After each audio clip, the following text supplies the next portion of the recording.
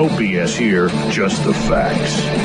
And now we present to you America's quintessential iconoclastic anomaly. Wow. In talk radio, your host, Joe Cristiano. Welcome, everyone, to Liberty Talk Radio, America's libertarian voice, broadcasting from our studio in Tulsa, Oklahoma, to around the world.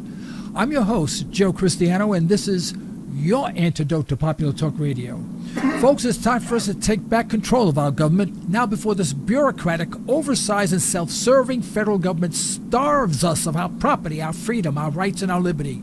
But to do this, we must shed conventional thinking regarding our political structure. We need to be revolutionaries in thought, dissidents in action. After we've recognized what our government is doing to our freedom and our Constitution, will we start taking it back? And this program is just about that. Today, we're pleased and honored to have as a returning guest Professor Laurence Kotlikoff, a William Fairfield Warren Professor at Boston University. He's a professor of economics and has been awarded a standing as one of the world's 25 most influential economists. And on this program, he's the most influential economist that we know. Him and Andy Sutton and a few others that I'd like to mention. By the way, we are having audio difficulties, so we're going to put his picture up when he speaks, and you'll see my lovely face when I speak, but we're not having problems on this end. We're just having problems with the lines. All right? He's also, by the way, a New York Times bestseller author, and we are just absolutely pleased to have him back on our show. Today we're going to talk a little bit about foreign policy, trade, and maybe we'll throw in North Korea and the state of the economy, which is my hang-up these days. Larry, thank you so much for returning back to Liberty Talk Radio. My pleasure. I'm just going to try and walk to where I can get a better reception because you're freezing up a little bit, but I'm going to hopefully find a better location for our conversation. But keep speaking, Joe. Okay, very good. Well, you know, a person that we've had on our program before is Gerald Celente. And surprise, a little anecdote. Gerald Celente is actually, he and I lived on the same block. He's the world's preeminent trends forecaster. I'm sure you're familiar with him. And he and I lived on the same block in the Bronx together. But we didn't know each other, probably different times. It was Hone Avenue in the Bronx. But anyway, the reason why I bring him up is that his mantra is, he says, we go through 5 stages. We go through a crash like we had in 2009 and 2008. And he says, that follows a recession, which we had. He says, that usually is followed by a currency war, followed by a trade war, followed by a world war. And he said, right now, if you listen to, his blogs and his programs and follow his trending, we're somewhere in between the currency wars and trade wars. Now, the reason why I bring that up is everyone said, well, geez, we finally have a businessman in Washington, and I had high hopes having a businessman in Washington. He would be a businessman. Look at everything, have some sort of philosophical base from which he makes his decisions. And his decisions would not alter from his philosophical base. They would all be based on the same philosophical principles. And being a businessman, you have to have that, or you have inconsistency in your business, and you go out of business. Well, obviously, I'm incredibly disappointed. Hopefully, you're not, and you can tell me that I'm wrong. But we had yesterday, I spoke with Rick Rule, of Sprott Asset Management. And I brought this up to him, and I said, he's supposed to be a businessman. He says, well, really not. He's really not. In his opinion, he wasn't a businessman. He's more of a wheeler-dealer type guy. And I have to agree with that. Now, Laurence, how the heck are we going to tackle foreign policy, trade, situations in North Korea, which we shouldn't be involved in at all, by the way, and neither should we be involved in all the other countries, when we have a president that has no philosophical base and then is totally inconsistent in what he says and does, and you don't know what's going to come out of his mouth 2 seconds later. You've got to help me out before I think I lose my top. At my age, I guess I shouldn't be this excited. Okay, Joe, can you hear me okay? I can hear you perfectly fine, yeah. Okay, good, because I'm getting you're kind of intermittently freezing when I hear you, but not to worry, because I can basically get the gist of what you're saying. You're asking. Okay, so you do 90% of the talking. How we can proceed. Yeah, you're asking how we can proceed with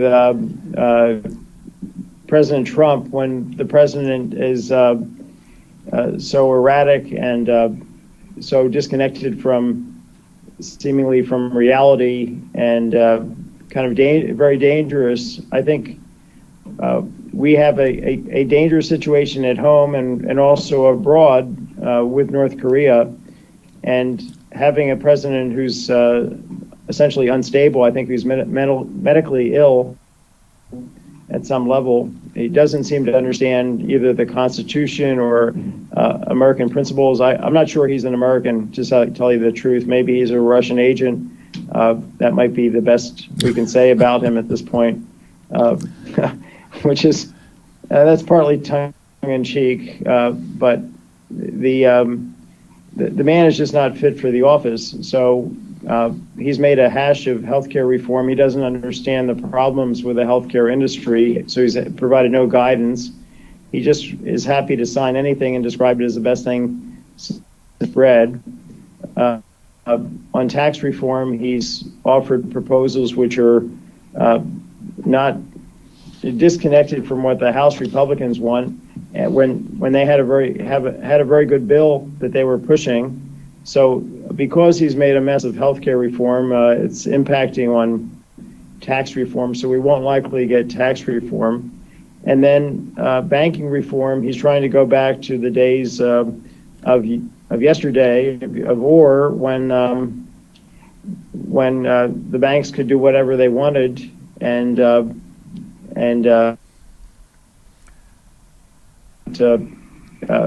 nervous like they did in 2008, and start running away from the banks because they think there's too many crooks in the banking industry, and they're just going to start running away because we have no disclosure and no, so we can't have a free market when people don't have information. And to have a market, you need to know what you're buying and what you're selling. So we can't trust people that are systematically lying about their products. And that's 2008, and that's what is going to be free to happen again. It's like he's more or less in the financial industry, trying to do the equivalent of eliminating the Federal Food and Drug Administration. I don't think we'd have a very viable drug industry right now without having somebody credible, namely the federal government, accreditate that, verify that the medications are actually safe for human consumption. So in every place you look, whether it's domestic or foreign policy, you see somebody who's doing the opposite of what we need to do, or close to the opposite. The only place that I think that where I see some semblance of an intelligent policy is in North Korea, because he's being tough, and it's a long time since we had somebody stand up for the American public in dealing with North Korea. We cannot allow the North Koreans to develop the means of destroying every major city in the country, destroying our country, when they're being run by a madman, somebody who's seemingly crazier than Trump. And we have seen people who have killed themselves to kill other people, right? That's now a commonplace in the world. Suicide bombers are an everyday event these days. So we have no idea whether or not Kim Jong-un is a suicide bomber himself. So to sit back and watch and allow him to develop these weapons without stopping them is the wrong move. Now, that's something like, that's what we'd expect from Neville Chamberlain back in 1938. So what I would have written in public, in a column in Forbes and in other places, is that Trump should draw a red line. He should say, no more missile launches of any type, no more nuclear tests of any type. If you do anything or prepare to do any of those things, we will view that as an act of war, and we will destroy, using conventional means, all your missile launching facilities, all your missiles, and all your nuclear facilities. And we will do that with conventional means. We will not use nuclear weapons, and we will not attack you, the great leader. But if you start assaulting South Korea or Japan or our facilities in Guam, we will take all the gloves off, and you, the great leader, will be no longer the great leader. You will be the dead leader. So that's your menu of choices. You can cross our red line, or you can live. And if he is crazy enough to cross the red line, then he's really crazy, and it's better that we confront him militarily now than in 20 years, or the next generation of these crazy leaders from his lineage. If he's not crazy, he won't do it, and then my view is that we should reach a peace treaty with North Korea, and in exchange for them to eliminate their nuclear weapons. And that's a real policy. Say, look, we're going to have a normalized relations, recognize you, sign a peace treaty. We have no need for having troops if we're at peace with you in South Korea. But you need to, at the same time, eliminate all your nuclear weapons and to reduce your ability to destroy Seoul, South Korea. This tremendous amount of munitions targeted towards Seoul, that all has to go away as part of our peace agreement. And then we will withdraw from South Korea as part of that, and you will be welcome to the family of nations. So, or you can go the route of destroying your nuclear and missile facilities and potentially your entire country. But that's your menu of choices. So that's what economists, I think, the way an economist would think about the problem. You need to be very clear as to what the incentive system is, what the prices are that you're going to pay if you do X, Y, and Z. And at this point, Trump is just engaging in a lot of hot air. He's putting on economic sanctions, which the years it hasn't mattered. On the other hand, he's doing it. So he's talking out of both sides of his mouth, and he's not actually keeping us safer. Now they've just exploded a hydrogen bomb that collapsed like a third of a huge mountain. When are we going to actually take, real serious action that you take if you're an adult taking care of their children? And we have to view ourselves as grown-ups trying to ensure the well-being of our children and future generations of Americans. Well, I have, my perspective is so different that it's difficult for me to respond. There are, if you include small island nations and big nations, there's 208 nations in the world. We are not the largest nation in the world. Of course, we're an economic bankrupt powerhouse. We are an economic powerhouse, but we're bankrupt, unfortunately. Why is it our job? Why do we have troops in South Korea? There's this whole part just drives me nuts. Why should we be concerned about him launching a nuclear missile with a hydrogen bomb on it? Now, I think Kim Jong-il is dumb as a fox. Let me tell you, he is playing Trump right to the wall. He's winning this war. He's winning this war of words and war of action, I tell you, and he's making Trump look silly, in my opinion. If we go back in history, North and South Korea were in a civil war. We intervened in a civil war. They never intervened in our civil war, but we intervened in their civil war. Well, we had no right intervening in this civil war. We can say we're the world's policemen. We were helping the South Koreans and all sorts of stuff. We had no right doing it. We had no right to actually establishing bases. I don't know how many bases. We have tons of bases there, and having troops there 24 hours a day. If I was an outsider, not an American, just an outsider from out of space, and I just landed here, I'd say America was the aggressor. I would take Kim Jong-il's point of view, saying, hey, get your troops the heck off of our peninsula. Now, if we didn't have our troops there, in my humble opinion, and of course my opinion means nothing, and I realize that, is that at least South Korea and North Korea would have to come to terms and eventually maybe would even bind together and become one nation again. But without troops there, that will never happen. They'll be at war. And Kim Jong-il is not so stupid to know that if a rocket was launched, even without a warhead, and was halfway across the Atlantic Ocean, it would be blown up in the air. We have missile system in place that can take any one of his missiles out in a New York second, right? And in turn, we would fire back. And it wouldn't take more than 1 or 2 bombs, because North Korea is 2/3 the size of Oklahoma, and Oklahoma is a relatively modestly sized state of the United States. It's a small country. You throw one nuclear bomb, a hydrogen bomb, in Oklahoma, central Oklahoma, you've nuked the whole place. And they're 2/3 the size. I see this as absolute idiocy. The whole thing is idiocy. But go ahead. I'm sorry. I'm ranting today because this. Trump really bothers me. His whole attitude bothers me. His direction bothers me, and his lack of philosophical principles, his lack of principles bothers the hell out of me. Go ahead.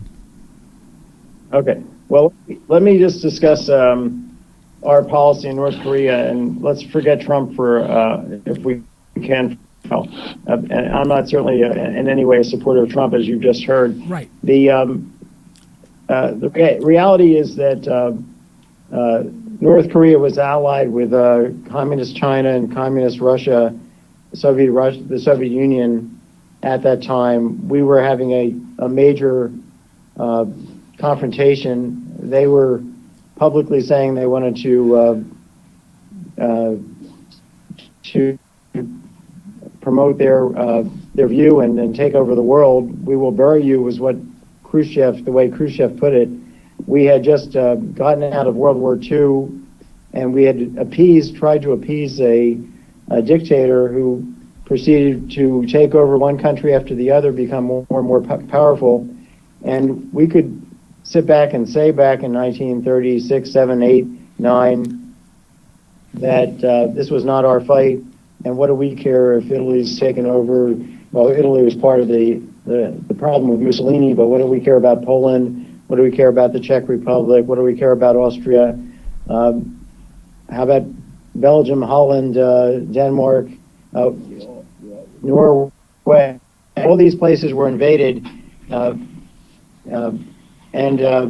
we had not yet entered the war, and that was the wrong answer. What we should have done since we were a party to World War I, what we should have done in 1933 is brought over an army and marched into Germany when they started to rearm and said, you're violating the Versailles Treaty, and that would have been the end of Hitler.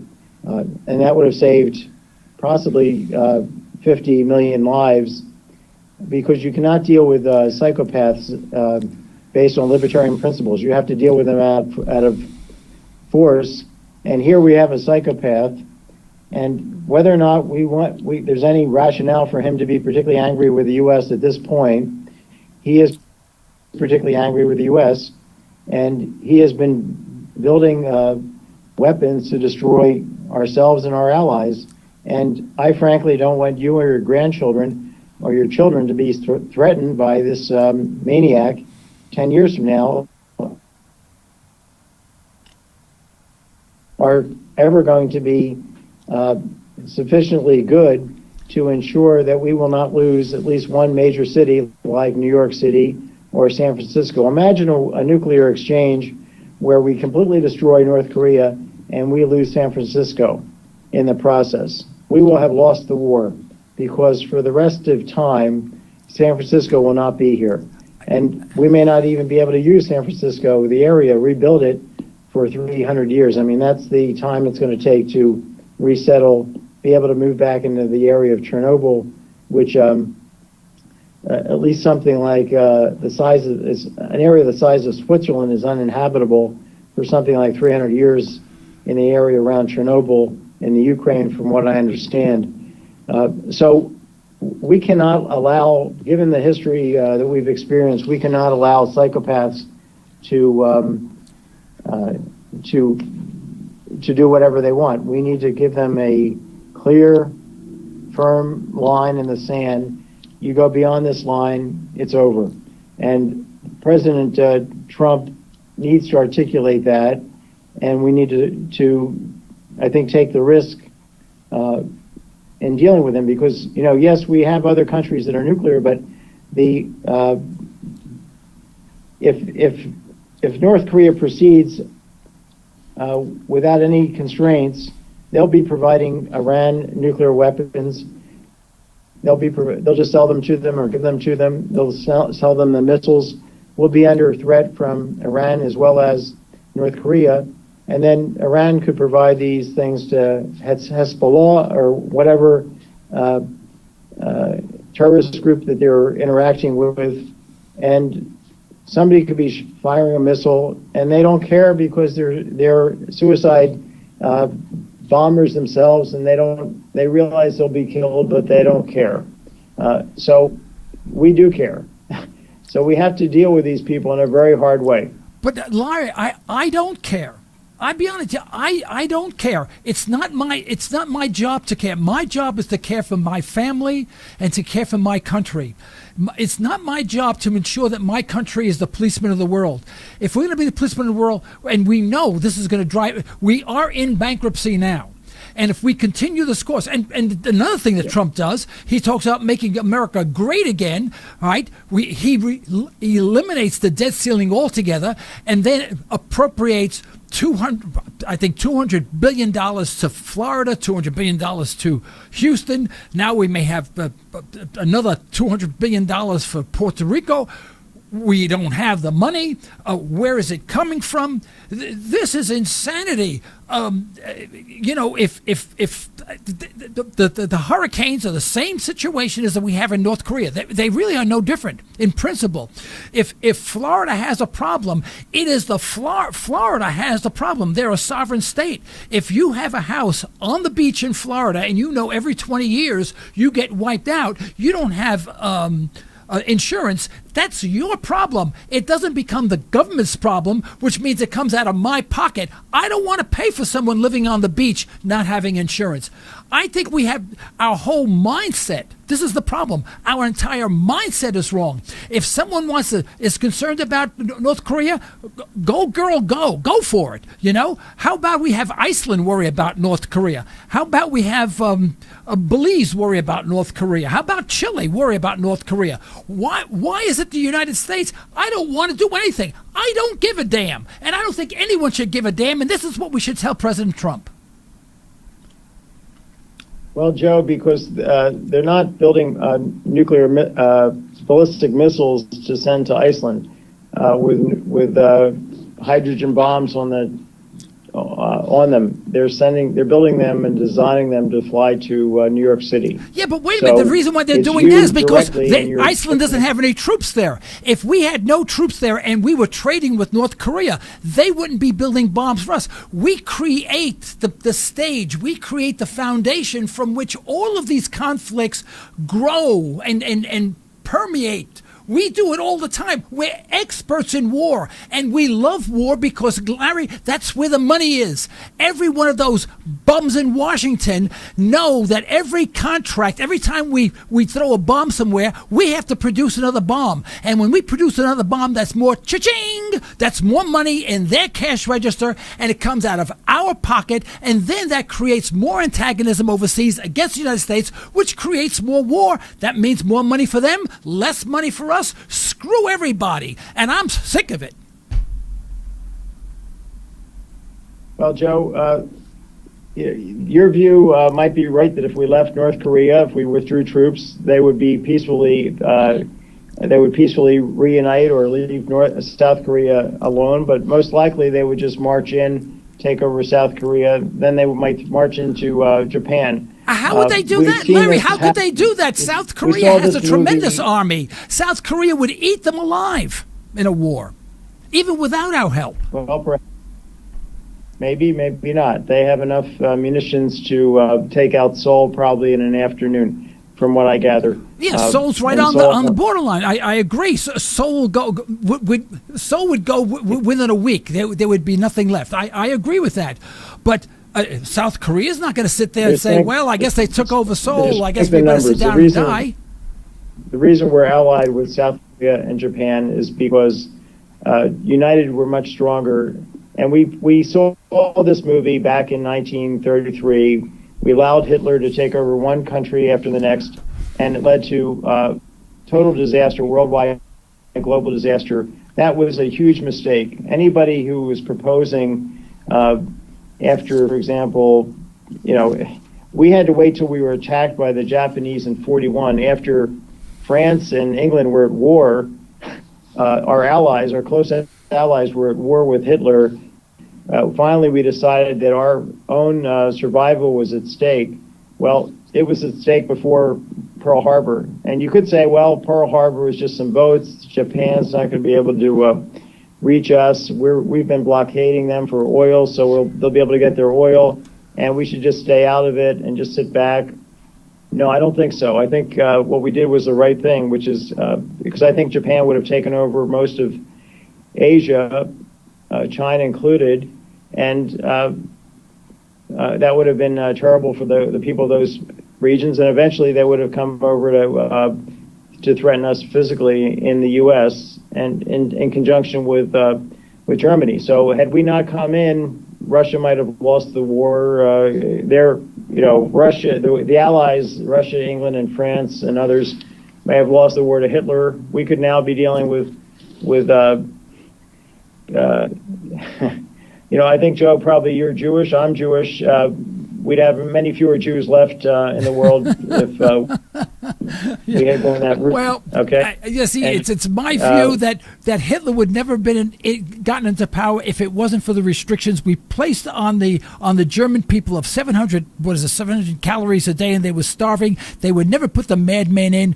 We had a hand in actually pushing him into office in a way. But I want to get off the subject if you don't mind, because I have a portfolio, and you need to save me.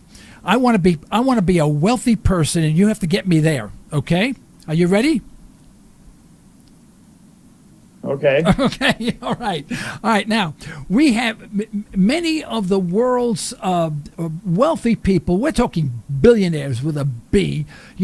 Are looking at the world in total, the totality of economic activity, and see hot spots and warm spots. But generally speaking, they see a malaise in the entire financial system, and they're not too enthusiastic. And most of them are saying, we are past due for a reset, some sort of reset in our system. Every so many years, we have at least a mild downturn, a recession, sometimes a depression on occasion. And some of the most notable people are saying that our next recession, which is due, or depression, will not be the worst since the Great Depression of 1929. It'll be greater than the Depression of 1929, and it's staring us in the face. And here we have a president spending money like a drunken sailor in the midst of people not being able to make ends meet, with personal debt at an all-time high, student debt as an astronomical, unbelievable all-time high, never been anything close to it. Car debts are at an all-time high, with delinquencies never before had they been so high, because everyone had subprime loans. I mean, we're going through the subprime housing project program with cars today, and even housing is starting to have a problem. We have all of this plus our hellacious debt, You know, we don't have the income for it. If you look at the debt clock, you can't read the numbers. They turn so fast. And when you look at the income side, they're a lot slower. You can read them. It seems like we're in the sports car going 160 miles an hour, and there's a brick wall, and we're heading right for it. What say you about that? Well, I agree with you in a very large part about our fiscal situation. We have to realize that the country is actually bankrupt. We have most of our debts are off the books, Enron style, so that we're actually in about $200 trillion worth of debt, not $20 trillion, right, I agree. Which is what the debt clock is recording. Right. They're not recording the right numbers. And that's about 10 years of GDP. So we have to do some very radical things right away to fix things. And of course, Trump doesn't understand economics or even probably present values. He doesn't know what to do because he doesn't think that's part of his job. He thinks his job is entertainment, I guess, or making fights with people, or like running some kind of a world wrestling match. But, it's sort of like the wide world of wrestling. It really is. It's like watching a game, and you want to say to yourself, well, good thing this is not real, And I look at him and say, good thing this is not real. I go, no, wait a minute, this is real. This scares the hell out of me. Yeah, I know. Yeah, so there are answers, in the healthcare area, for example. We need Medicare Part C for all, and to provide that within a fixed budget so we can reduce a good chunk of this $200 trillion of debt by getting our healthcare spending at the federal government under control while still giving everybody a basic healthcare plan, which is Medicare Part C for all. That's what I'm proposing. Well, can I propose something totally radical? Can I propose something totally radical? How about we repeal the Affordable Care Act, right, and replace it with a free market system like it used to be 20 years ago or 30 years ago, and the cost on a relative basis, the cost of health care was 1/10 of what it was today, adjusted even for inflation.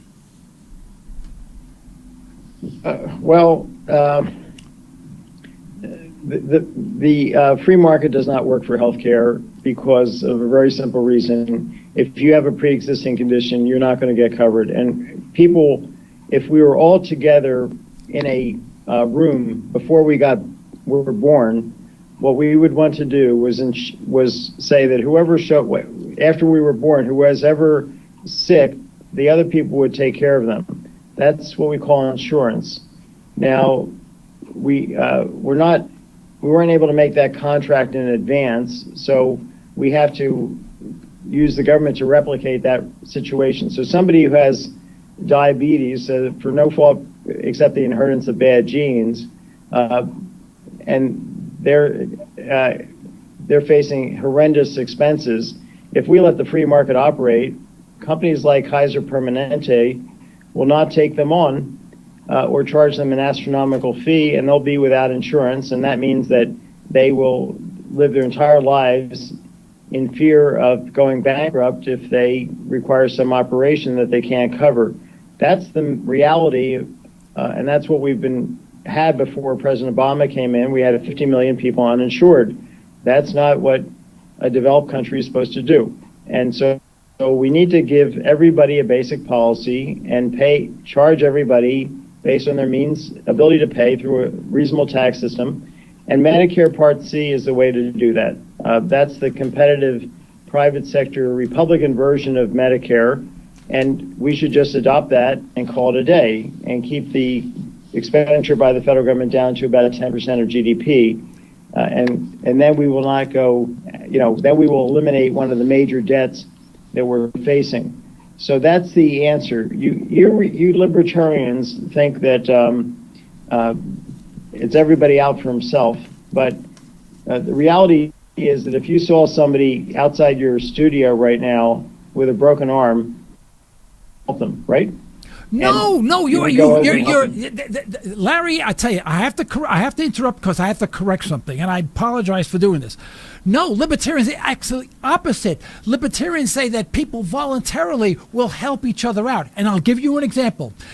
There's a young fellow that works in one of my companies, and he tried to start his mother's car, by opening the hood, and there's a gas leak, and I don't know what he did, but anyway, it caught fire. His entire body was burnt. I went to the hospital. His blood pressure was 18. They expected him to die. Right? He had no insurance whatsoever. He lived. And by the way, he's still working for us. He's a wonderful kid, And now he's not 30-something years old. This was about 15 years ago. And he did not have a dime. And they said, he said, you'll have to pay, $50 a month or $100 a month, whatever, for the rest of your life. He said, that'll be fine.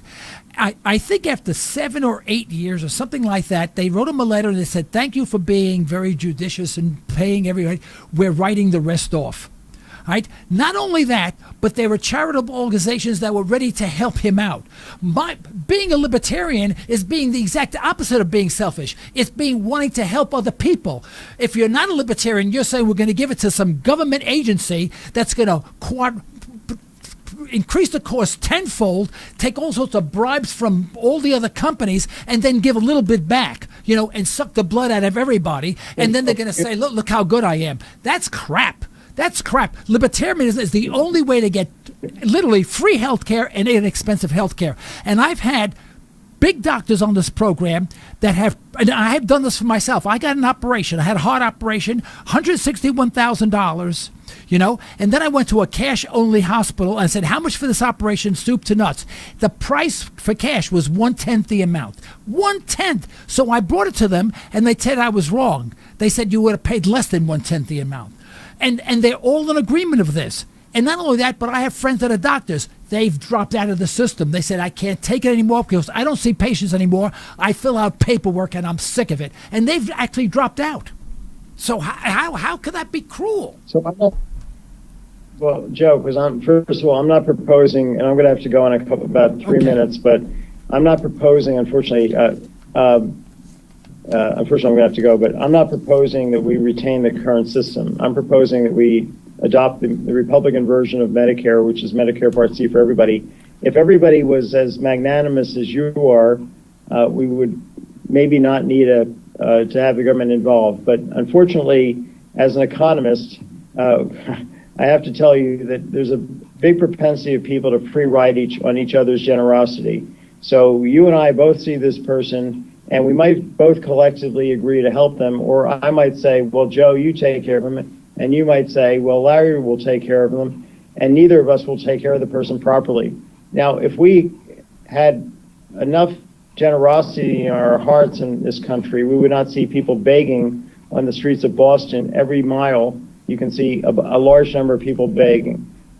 We would not see people in really desperate shape throughout our country at this point. We would not see people going bankrupt as a result of not being insured. We have right now 30 million people uninsured. It's not like Obamacare fixed things. It got 20 million people off the uninsured list, but it didn't get to zero.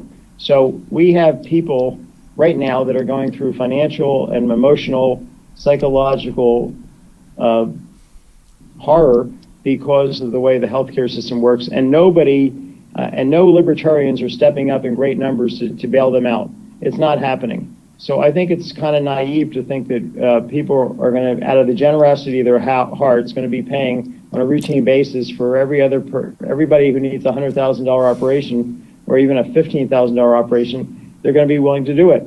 Now, I agree with you that the current healthcare system has got terrible problems, and I'm not saying we should keep it. I'm saying we should abandon employer-based healthcare, Medicare, Medicaid, Obamacare, replace them all with a basic health policy, which is Medicare Part C for all, and then have supplemental policies on top of that for the rich who can afford to pay.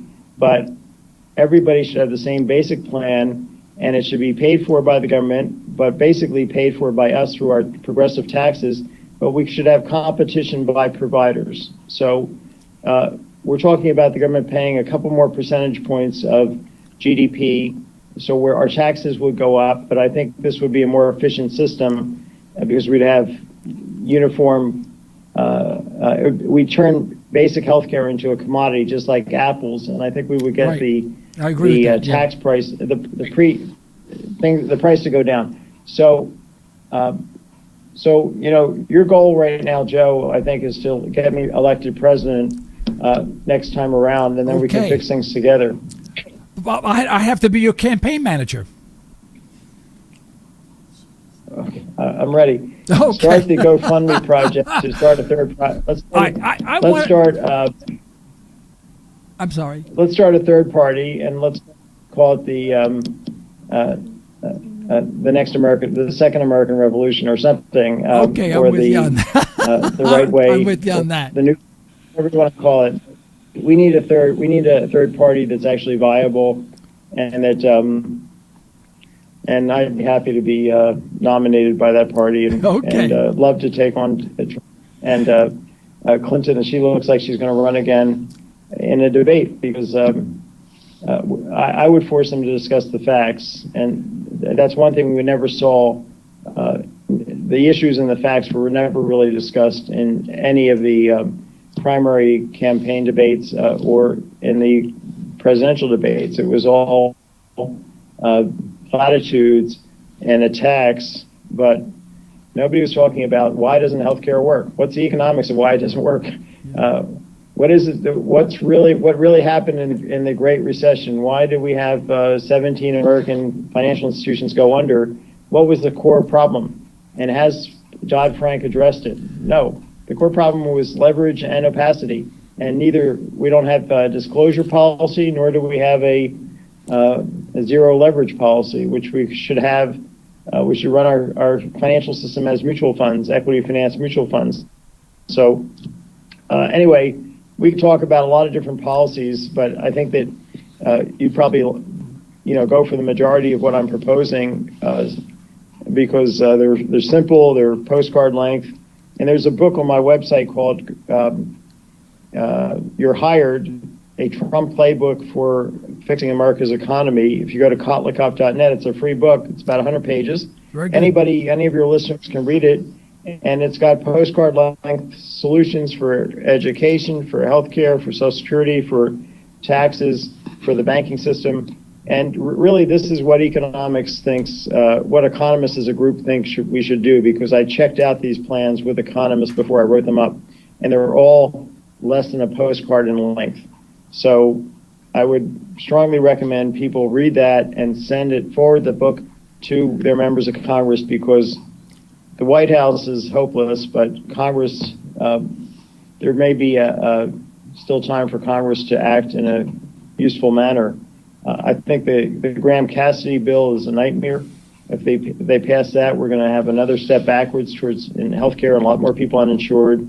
We need to have everybody in the same pot. It shouldn't be that Oklahoma treats people one way and Minnesota treats them another way. We need to have a national health care system, and this is not a matter of state rights. This is a matter of one state is going to free ride on the other. If Massachusetts has a good health care system, what the people in Oklahoma are going to say is, well, look, if you're sick and you can't afford our policies here, you want a better policy, go to Massachusetts, move. So people will wait till they're sick and they'll move to Massachusetts. And that's going to be a disaster. It's not going to work. Mm-hmm. So nobody has talked about this. Graham, Cassidy, I mean, these people seem to not understand even that they need to address these basic questions. They just say, well, the states will take care of it. Well, if the states could take care of it, why couldn't the federal government take care of it, figure out how to deal with it? Because the federal government consists of politicians who aren't trained as economists to understand how to deal with health economic issues. But if you look at You're Hired, you'll see a proposal that really comes out of discussions with every top healthcare economist in the country.